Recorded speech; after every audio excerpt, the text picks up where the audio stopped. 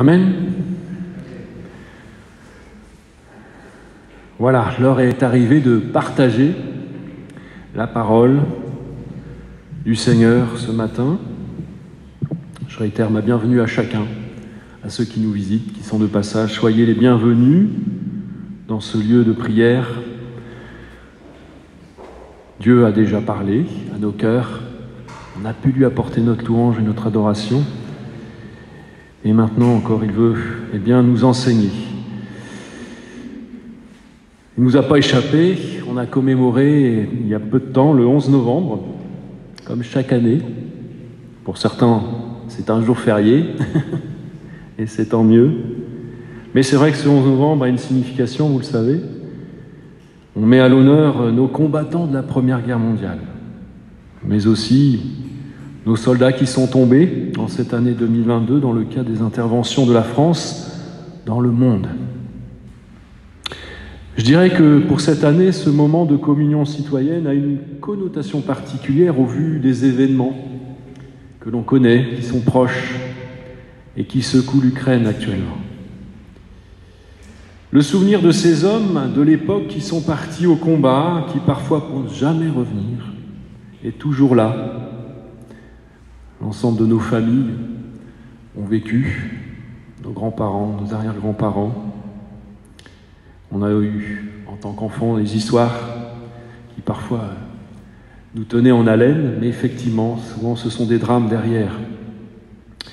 Et donc, effectivement, ces hommes se sont battus pour des causes qui les dépassaient, car concernant bien souvent leurs dirigeants, ces mêmes puissants qui, faute de s'entendre autour d'une table, ont préféré sacrifier malheureusement leur peuple pour régler leurs différends.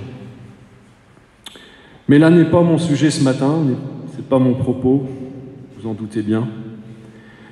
Je voudrais juste que l'on réfléchisse ensemble sur notre enrôlement, mes frères et sœurs, oui, notre enrôlement dans l'armée du Christ, comme combattants. Car si nous n'en sommes pas toujours conscients, c'est et ce doit être une réalité. Oui, c'est vrai, nous sommes dans un affrontement perpétuel, une guerre contre les forces du mal, sans merci ni répit. Pour le saisir pleinement, on va non seulement définir ce qu'est qu'un combattant, mais surtout mettre en exergue ce qui peut l'empêcher de l'être. Ce qui peut l'empêcher de l'être, ce combattant. Alors, notre bon vieux Larousse, effectivement, quand on considère ce qu'est un combattant, je pense que tout à chacun on a une idée de ce qu'est un combattant, eh bien on peut considérer déjà au niveau du Larousse l'adjectif combattant, parce que ce matin j'ai des combattants et des combattantes devant moi, eh bien quelqu'un qui est combattant, combattante, c'est qui prend part à un combat, qui participe à un engagement militaire. Et effectivement, combattant, c'est aussi un nom masculin, comme le dit le Larousse, qui décrit un homme, un guerrier, un soldat, qui prend part directement à un combat, à une guerre. Je vous apprends rien, mais effectivement, de relire cette définition, il y a cette précision qui prend part directement. Un combattant, il ne combat pas à distance par procuration. Non. Il va au front. Il est directement dans le combat. Comme je le disais dans l'introduction, le peuple de Dieu, c'est-à-dire ceux et celles qui ont accepté l'œuvre rédemptrice du Christ, est un peuple qui est constamment en guerre spirituelle. La Bible est claire là-dessus. Satan, elle le dit, est celui qui nous accuse jour et nuit. Il est ce lion rugissant, c'est souvent cette formule que l'on prend, qui cherche constamment qui il va dévorer. Alors ne pas être au fait de cette situation dangereuse est dangereux justement. Mais il ne s'agit pas de voir, mes frères et sœurs, le diable partout. Non, il s'agit d'avoir du discernement, forcément, mais surtout il s'agit de mettre Dieu dans tous les domaines de notre existence pour d'une part ne pas laisser la place à Satan et secondement pour être cette Église active, efficace pour le salut du plus grand nombre. Donc il y a deux écueils, c'est comme ça que je présente les choses, effectivement, deux écueils qui sont à éviter, mes frères et sœurs, pour le peuple de Dieu. Et ces deux écueils, la première, je l'ai intitulée comme ça, tout simplement, sous le titre « Être une armée démobilisée ». Ça, c'est le premier écueil. Et le deuxième écueil qui, malheureusement, peut arriver, eh bien, c'est que nous sommes une armée qui se trompe de combat. Une armée démobilisée. Effectivement, c'est le contraire d'une armée en action. Quand une armée est démobilisée, ça veut dire que les soldats sont renvoyés dans leur foyer. Alors les causes sont multiples, hein, et je dirais que la plus réjouissante, humainement parlant, c'est que la paix règne. Si l'armée est démobilisée, c'est que la paix règne. Mais vous l'aurez deviné, spirituellement, ce n'est pas encore le cas. Ce n'est pas encore le cas. Aussi, les causes d'une éventuelle démobilisation du peuple de Dieu, eh bien, forcément qu'elles sont moins réjouissantes que la paix, et c'est qu'elles peuvent avoir des conséquences désastreuses et mortelles. N'y voyez pas un ordre d'importance sur la liste qui va suivre, elle est non exhaustive en plus. Chaque cause prise séparément ou additionnellement donne le même résultat. Et c'est un résultat funeste, malheureusement. La première cause qui peut amener une armée à être démobilisée, donc un peuple de Dieu d'être démobilisé, je l'ai, nommé ainsi, c'est que si cette armée est constituée de chrétiens mondains, nécessairement, cette armée va être démobilisée. Quand on dit un chrétien mondain, ça paraît un non-sens. Je ne sais pas si vous le comprenez ainsi. C'est comme si je disais un pauvre riche ou un malade bien portant. Il y a une opposition naturelle, et là, pour le coup spirituel, un chrétien ne peut pas aimer le monde. On peut lire dans 1 Jean chapitre 2, verset 15, voici ce qu'on peut y lire. « N'aimez pas le monde, ni les choses qui sont dans le monde. Si quelqu'un aime le monde, l'amour du Père n'est pas en lui. » Et on va appuyer ce propos par Jacques 1, verset 27, tout au moins la fin du verset, qui nous dit « Gardez-vous de l'influence du monde ». Et toujours dans Jacques chapitre 4 au verset 4, « Ne savez-vous pas qu'être ami du monde, c'est être ennemi de Dieu ?» C'est clair. Ne savez-vous pas qu'être ami du monde, c'est être ennemi de Dieu? Mais c'est quoi le monde, au fait? On emploie ce terme facilement dans notre sphère chrétienne, et nos enfants, et j'en suis un, qui est allé à l'école du dimanche, c'est vrai qu'on emploie souvent ce terme. Il ressort de nombreuses fois dans la Bible, mais qu'est-ce que ça inclut, le monde? À travers quelques petites recherches, effectivement, j'ai trouvé ce résumé qui me paraissait bien clair. Darby, voici ce qu'il est dit. Effectivement, il y a 3 sens complémentaires au terme « le monde ».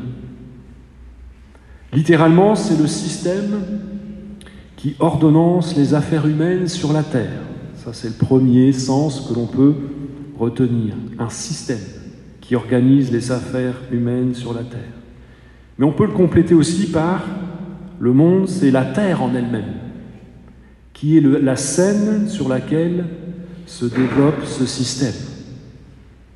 Et le troisième sens, toujours complémentaire, bien, c'est l'ensemble des individus qui vivent selon ce même système. Comme le Christ à son époque, mes frères et sœurs, nous sommes sur la scène du monde et confrontés à ce système où Dieu est totalement rejeté. On va lire un passage dans Jean chapitre 17. Moi, je vais lire dans la version français courant. Jean chapitre 17.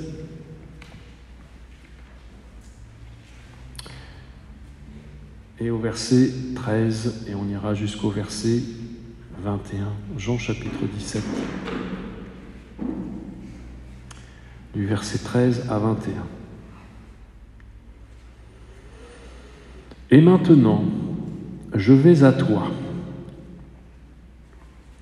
Je parle ainsi pendant que je suis encore dans le monde. Donc c'est Jésus qui parle. Afin qu'ils aient en eux-mêmes ma joie, une joie complète. Je leur ai donné ta parole, et le monde les a haïs parce qu'ils m'appartiennent pas au monde, comme moi je n'appartiens pas au monde. Je ne te prie pas de les retirer du monde, mais de les garder du mauvais. Ils n'appartiennent pas au monde, comme moi je n'appartiens pas au monde. Fais qu'ils soient entièrement à toi par le moyen de la vérité. Ta parole est la vérité. Je les ai envoyés dans le monde, comme tu m'as envoyé dans le monde. Je m'offre entièrement à toi pour eux, afin qu'eux aussi soient vraiment à toi. Je ne prie pas seulement pour eux, mais aussi pour ceux qui croiront en moi grâce à leur message. Je prie pour que tous soient un. Père, qu'ils soient unis à nous comme toi tu es uni à moi et moi à toi. Qu'ils soient un pour que le monde croie que tu m'as envoyé. On prendra le temps de relire ce passage, mais il est plein de richesses. Nous sommes dans le monde, dans ce système. Dieu nous y a laissés. Mais vous voyez, on a une mission. Par l'œuvre que Christ accomplit en nous, eh bien, nous devons être un témoignage à ce monde. Ce monde qui est gouverné par le péché, forcément. Alors l'homme a su organiser, on l'a dit, c'est un système. Il a su organiser d'un point de vue politique, juridique, et même religieux ce monde. Mais le prince de ce monde, et c'est la Bible qui le nomme, eh bien c'est Satan, on le sait, c'est lui qui en est le maître. Chrétien mondain, un non-sens.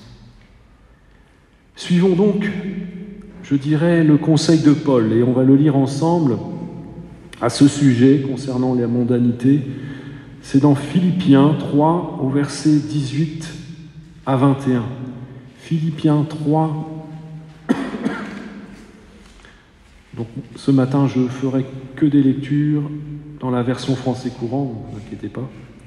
Le sens est le même de ce que vous lisez. Philippiens 3, verset 18 à 21. Et on complétera par Romains 12, verset 2. Je vous l'ai déjà dit souvent, et je vous le répète maintenant en pleurant. Il y en a beaucoup qui se conduisent en ennemis de la croix du Christ. Ils courent à leur perte, car leur Dieu, c'est leur ventre. Ils sont fiers de ce qui devrait leur faire honte, et ils n'ont en tête que les choses de ce monde. Quant à nous, nous sommes citoyens des cieux, d'où nous attendons que vienne notre Sauveur, le Seigneur Jésus-Christ. Il transformera notre misérable corps mortel pour le rendre semblable à son corps glorieux, grâce à la puissance qui lui permet de soumettre toutes choses à son autorité. Amen. Et on va compléter, si vous voulez bien, par Romains 12, verset 2. Romains 12, verset 2. Ne vous conformez pas aux habitudes de ce monde, mais laissez Dieu vous transformer et vous donner une intelligence nouvelle. Vous pourrez alors discerner ce que Dieu veut, ce qui est bien, ce qui lui est agréable, et ce qui est parfait. Amen. Oui, on est appelé à être une armée en action. Mais pour ça, vous l'aurez compris, il nous faut rejeter le monde et ses convoitises. Ne retournons surtout pas, mes frères et sœurs, à ce qu'on a vomi et à ce qui nous avilissait. Plaisir en tout genre, amour de l'argent, du pouvoir, et j'en passe, attachement aux biens terrestres. Mon frère, ma sœur, si tu te reconnais comme un chrétien mondain, plus attaché à la vie terrestre qu'à Dieu lui-même, reviens à ton maître. Repens-toi, Dieu dans son amour t'attend comme le fils prodigue. Oui, justement, le fils prodigue, lui aussi a été attiré par toutes les joies éphémères de ce monde qu'il pouvait monnayer avec l'héritage de son père. La finalité pour lui, ça a été quoi? La désolation? La pauvreté physique et morale? La Bible nous dit qu'il est rentré en lui-même et a décidé de revenir à son Père. Belle et salutaire initiative. Et ce matin, comme dans ce passage, le Père attendait le Fils dès le premier jour. Il regardait à l'horizon. Et Dieu, mon frère, ma sœur, il t'attend. Alors ce matin, s'il le faut, eh bien, rentre en toi, réfléchis dans ton cœur, regarde où tu en es par rapport à ces mondanités et considère où est ton regard, sur le monde ou sur Dieu. Chacun peut répondre pour soi. Une armée démobilisée, donc oui, vous l'aurez compris, si on est un chrétien mondain, forcément, on ne peut pas être une armée en action. L'autre cause d'une armée démobilisée, ça peut être dès lors qu'elle est constituée de chrétiens, je les ai qualifiés de chrétiens de loin. Ça sous-entend des chrétiens, chrétiennes qui ne sont pas engagés. À cause de leur paresse, ou tout simplement par manque de clairvoyance, d'intérêt quant à son rôle, au rôle que l'on a, que Dieu attend de nous. Ils n'ont pas pris le temps de chercher et ils se sont mis en mode pause, si je peux m'exprimer ainsi. Chrétiens de loin, à la paresse. Pour en dire quelques mots, c'est un mode de vie pour certains, mais une tentation pour tous, mes frères et sœurs, la paresse. Mais la Bible, elle est claire là-dessus aussi, la paresse est un péché qui peut paralyser et rendre inutile le peuple de Dieu. Alors oui, le paresseux, il a souvent des excuses, et il en a. Si vous avez l'occasion de regarder et de chercher des passages sur la paresse, vous verrez que dans Proverbes, il y en a énormément. Mais le pire, et souvent il n'en est même pas conscient, le paresseux, c'est qu'il fait le jeu de l'ennemi. Et notamment, on peut le lire dans Proverbes 18, verset 9, qui nous dit « Celui qui se relâche dans son travail est frère de celui qui détruit. » La paresse n'a pas de place dans la vie chrétienne. Alors certes, certains, peut-être un peu retors, pourraient dire « mais nous sommes sauvés par grâce ». C'est vrai, et non par les œuvres, c'est vrai. Mon frère, ma sœur, tu as raison, mais c'est pas pour autant qu'il faut rien faire. Parce que nous sommes sauvés, parce que nous sommes appelés, les uns les autres, mon frère, ma sœur, à accomplir de bonnes œuvres que Dieu a préparées spécialement pour nous. Et si tu ne crois pas, on va lire ensemble Éphésiens 2, au verset 10. Éphésiens 2, au verset 10, qu'est-ce qu'on peut lire?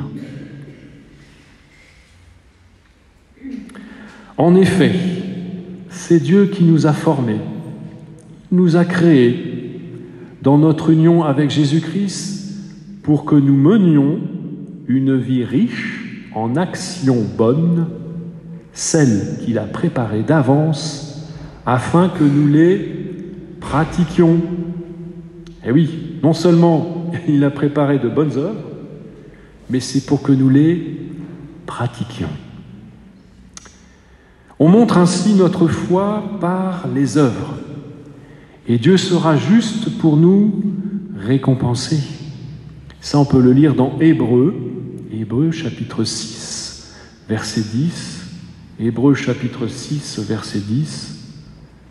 Je ne sais pas, quelqu'un a essayé de rentrer, si quelqu'un veut aller voir éventuellement. L'Église est ouverte à tous et libre. Qu'est-ce qu'on peut lire dans Hébreux 6, verset 10 ? Dieu n'est pas injuste. Il n'oubliera pas votre activité, ni l'amour que vous avez montré à son égard par les services que vous avez rendus et que vous rendez encore aux autres chrétiens. Amen. Alors effectivement, en attendant, notre Seigneur nous donne la force d'accomplir, d'œuvrer,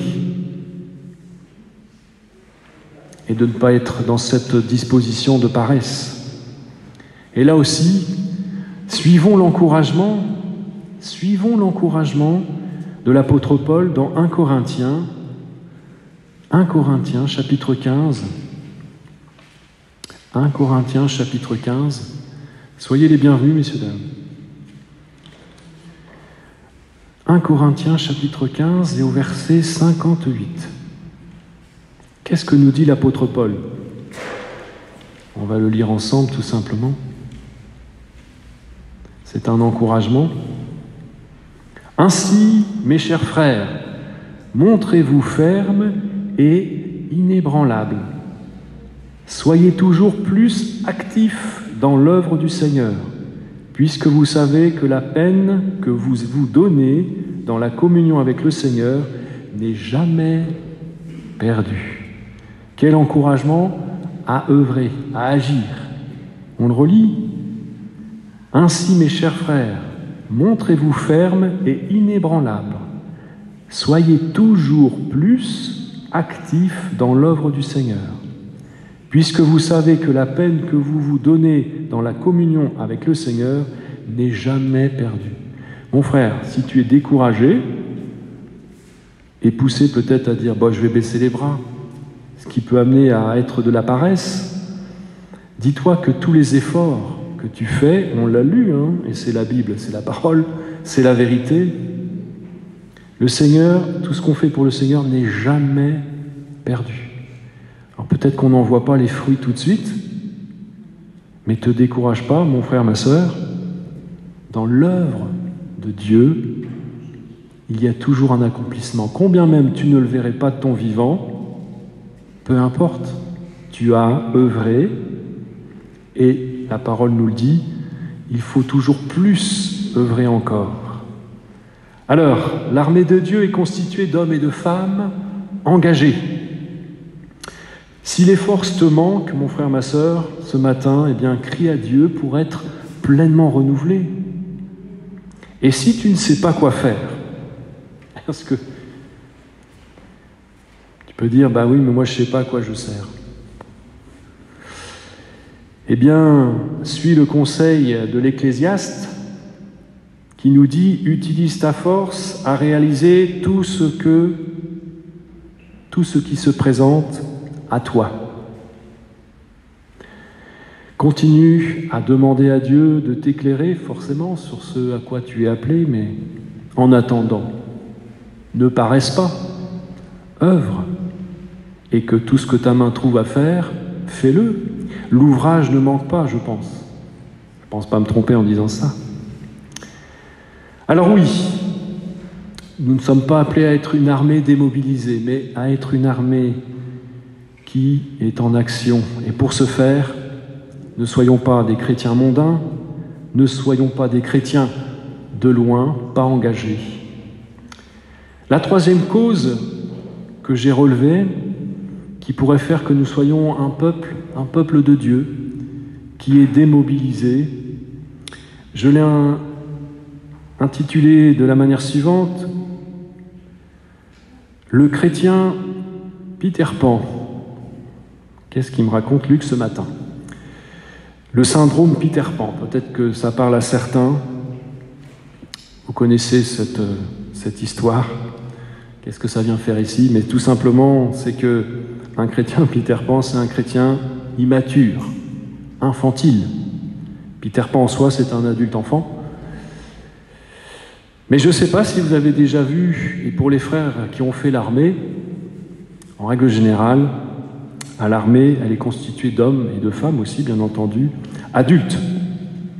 Un nourrisson n'y a pas sa place, il est totalement inutile. Dans l'ordre des choses ici-bas, le fait de grandir, de vieillir est la norme. Cette évolution du nourrisson vers l'état d'adulte fait partie du cycle de la vie, je ne vous apprends rien. Mais spirituellement, il en est de même. Et c'est la connaissance et la mise en pratique des Écritures qui le permet, cette évolution. Malheureusement, ce cycle peut être stoppé, voire même pas commencé parfois, pour certains. Et les conséquences sont nombreuses et désastreuses, malheureusement. Un chrétien immature, infantile, il sera toujours superficiel. Et dès qu'il y aura un petit coup dur, très vite, il va être KO. Forcément. Il est instable dans sa foi. Souvent, il est entre deux chaises, comme on dit. Un peu de Dieu, un peu du monde. Du moment que ce que je prends de Dieu ne me coûte rien, allez. C'est ce qu'on appelle la religiosité d'une autre manière. Il est comme une sangsue. Moi.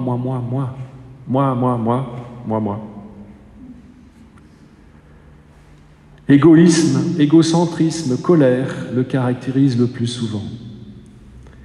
Et forcément, si on est un chrétien infantile, immature, nécessairement, on ne peut pas être utile à Dieu. Et de fait, on est complètement démobilisé. On va lire Hébreux à ce niveau-là. Hébreux chapitre 5, verset 11. Hébreux chapitre 5, verset 11. Et on lira jusqu'au 14 et on empiétera un petit peu sur le chapitre 6. Hébreux.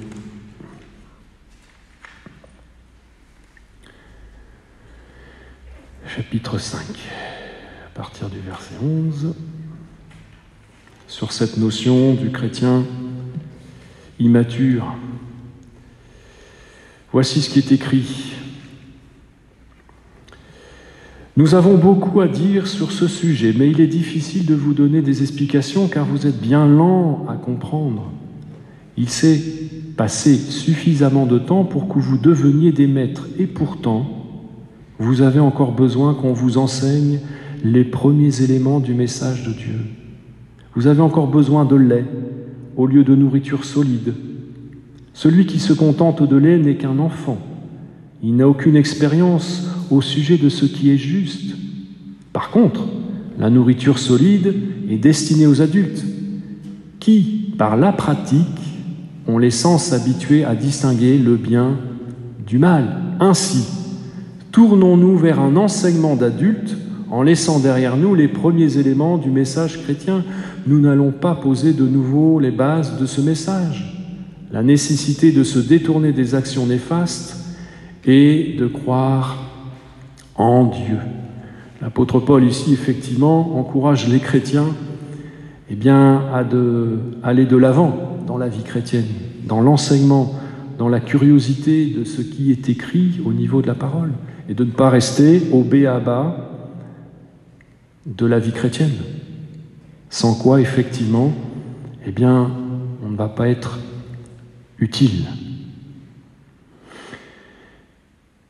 Chrétien mondain, chrétien pas engagé, chrétien immature, autre cause d'être une un peuple de Dieu démobilisé, mes frères et sœurs, ça serait d'être un chrétien craintif.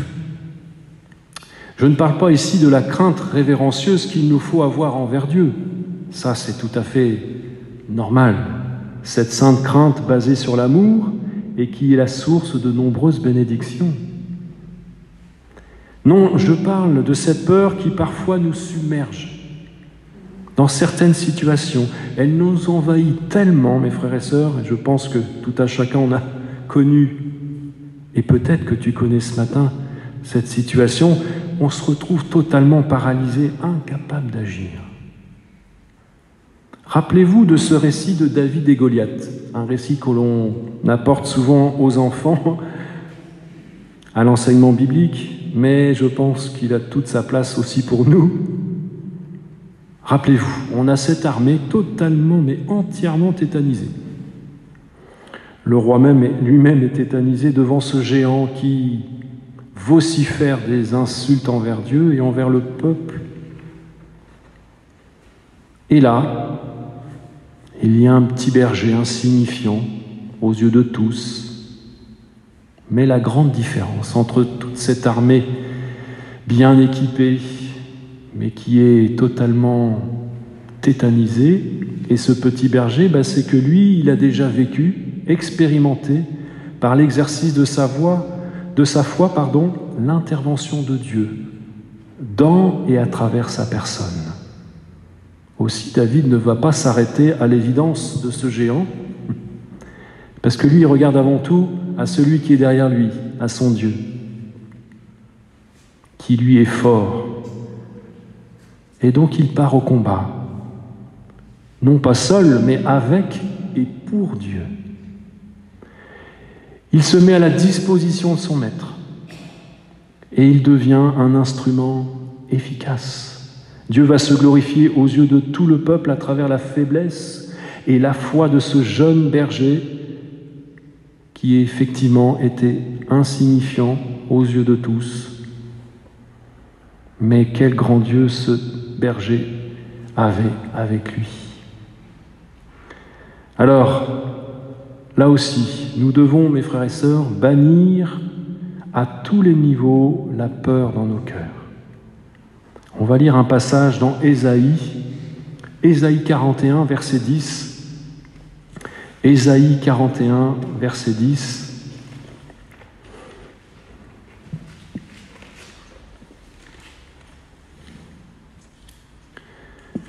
Ésaïe 41, verset 10, pour illustrer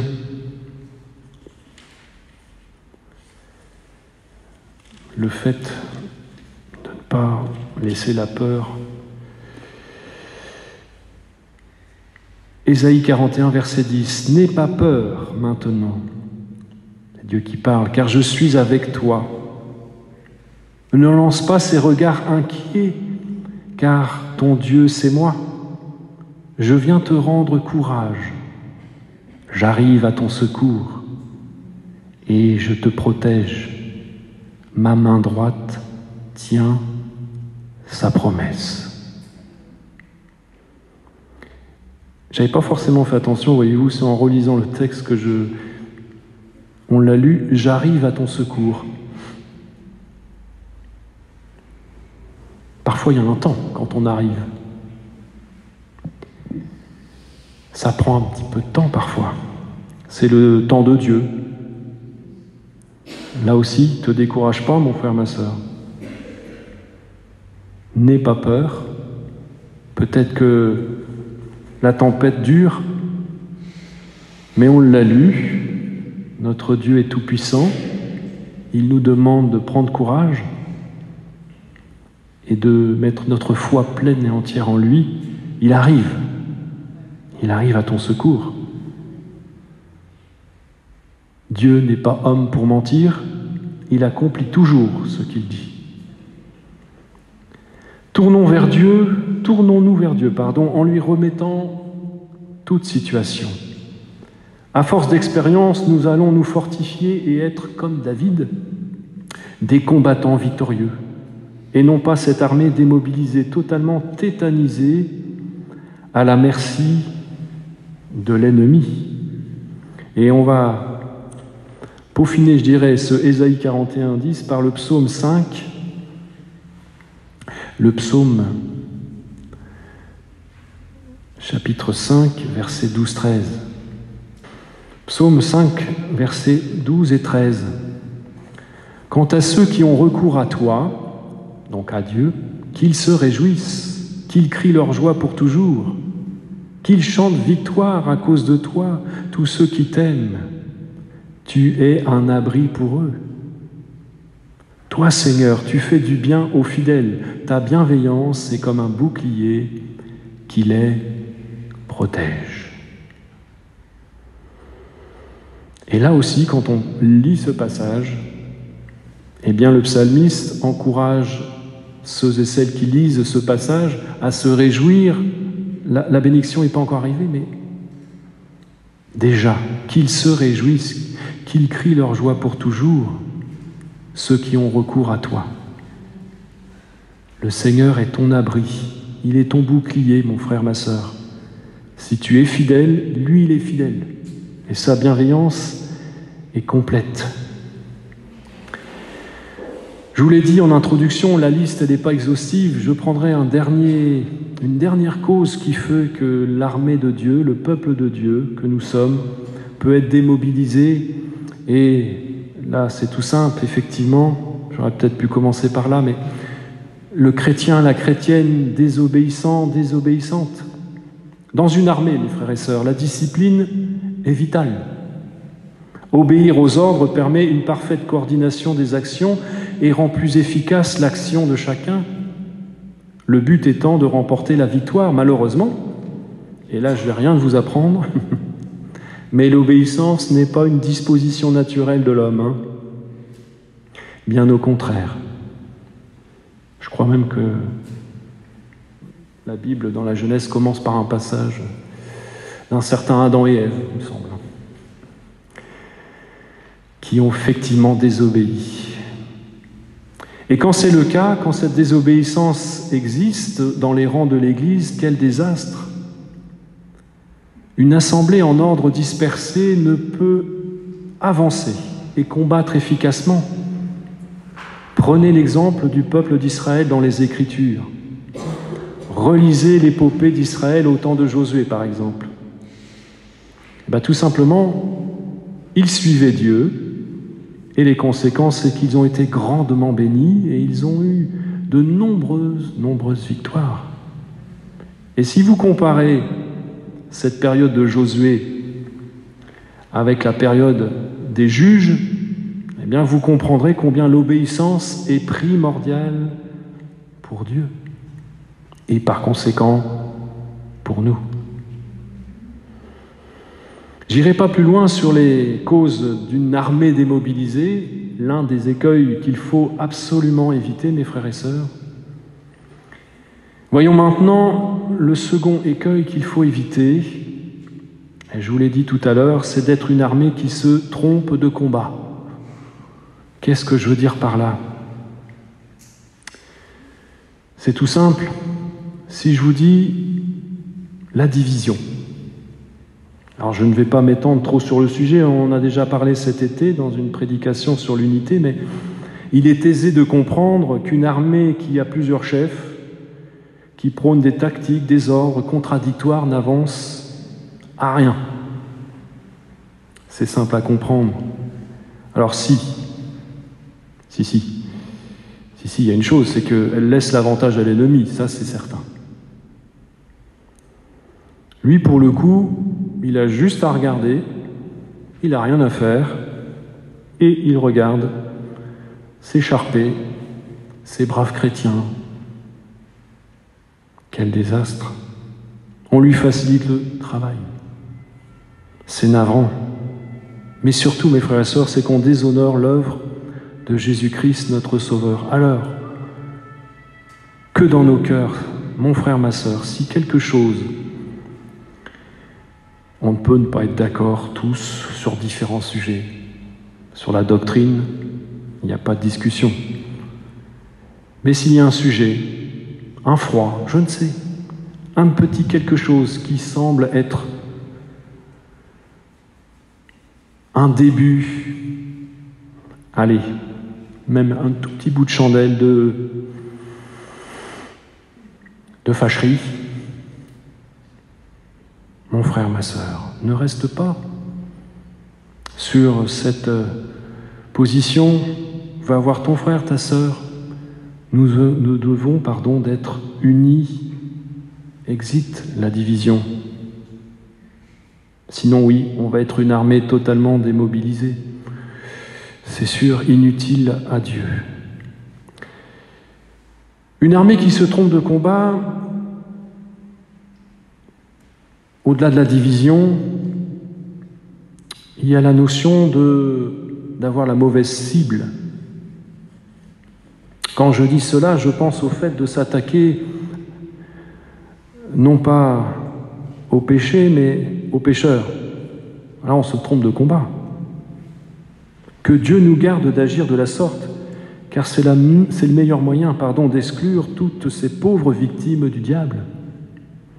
Dieu nous appelle à aimer ceux qui se perdent, sans pour autant accepter, cautionner le péché qui façonne, qui dirige leurs faits et gestes, bien entendu.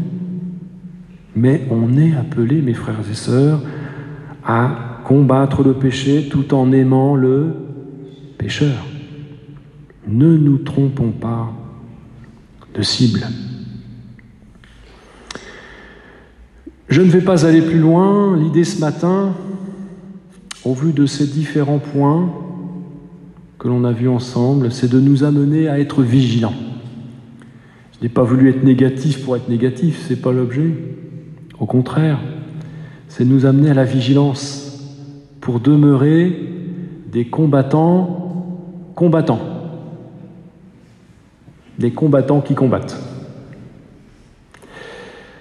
On est un corps, le corps de Christ, qui doit avoir un esprit de corps.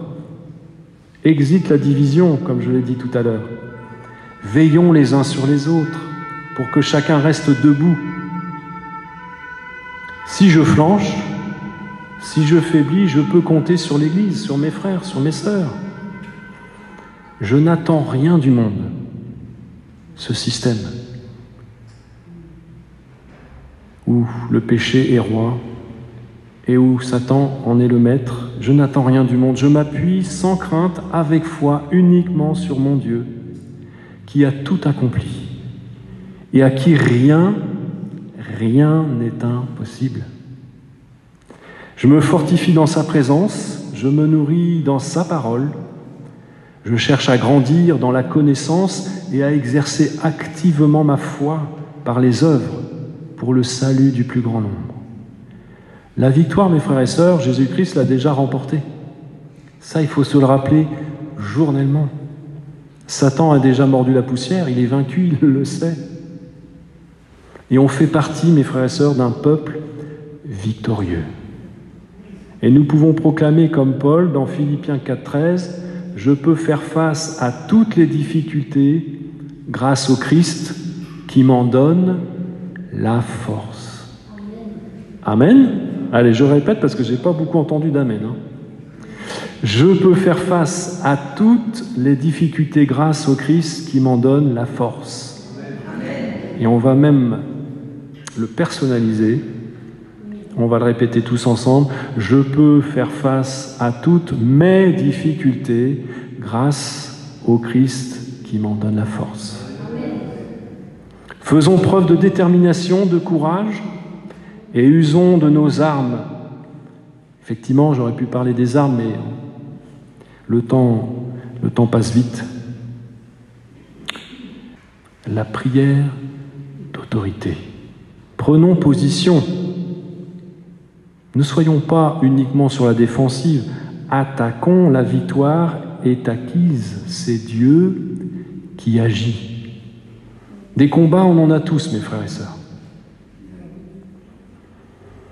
Alors je voudrais qu'on prenne un petit moment ensemble. Les sujets, ils n'en manquent pas.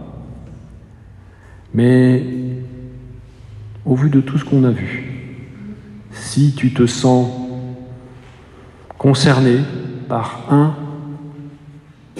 une des causes qui pourrait faire qu'aujourd'hui tu t'estimes démobilisé, eh bien mon frère, ma sœur, c'est le moment de revenir à Dieu. Toi seul sais ce qu'il en est. Prie avec autorité. Le Dieu de David, c'est ton Dieu aussi. Peu importe le Goliath, rien n'est impossible à Dieu. Et ce matin, c'est encore un jour de victoire. Et c'est à portée de prière ce matin. Quelle que soit la situation, que ce soit pour toi, mon frère, ma sœur, ou pour tes proches, ou pour un mari, une femme, des enfants, des collègues. Rien n'est impossible à Dieu. Et Dieu attend de son peuple qu'il soit combattant. Amen. Alors on va prendre quelques minutes, si vous voulez bien. On va se recueillir sous le regard du Seigneur et on s'appuie sur sa parole. Elle nous l'a rappelé ce matin. Il est pleinement victorieux et donc nous le sommes aussi. Et nous ne voulons pas faire le jeu de l'ennemi en nous laissant écraser par la peur, en nous laissant conduire par ce système du monde. Non, nous ne voulons pas être paresseux non plus, ni désobéissants, ni nous tromper de combat, ni nous diviser, mais être ces hommes et ces femmes debout, combattants. Amen. Seigneur, merci pour ta parole.